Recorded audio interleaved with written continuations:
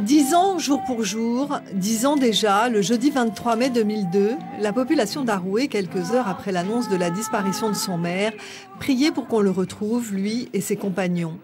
Mais Ferfine Besser, Arsène Touaïro, le pilote, et Lucien Kimitete se sont comme évaporés dans le ciel polynésien, pas loin de l'atoll de Katiou. Commencent alors des recherches qui mobilisent toutes les énergies. Avions, bateaux, tout le monde s'y met. Il faut savoir ce qui s'est passé. On ne le saura jamais, toutes les hypothèses sont évoquées, y compris celle du complot. Le Fetiya Api était en passe de devenir une véritable alternative entre autonomie dure et indépendance sans concession. Il faut une troisième force qui évite la bipolarisation politique de ce territoire.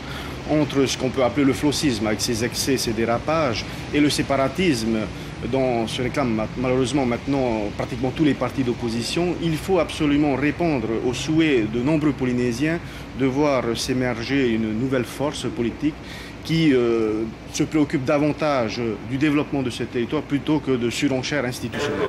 La troisième force disparaîtra avec Boris Léontiev, mais aussi avec Lucien Kimitete, un personnage qui, s'il savait se conformer au protocole des ors de la République, était avant tout un passionné de culture et un fervent défenseur de son expression marquisienne. Il était aussi très fier de son peuple. Pour moi, la culture dépasse tout. Ça englobe tout. Ça entre dans l'essence de tout.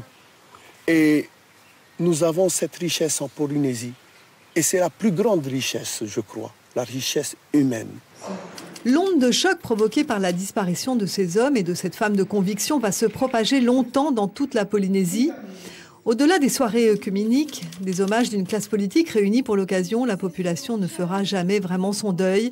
Quelque part, elle sait que si ces deux hommes, Boris et Lucien, n'avaient pas disparu, le destin de la Polynésie eût été différent.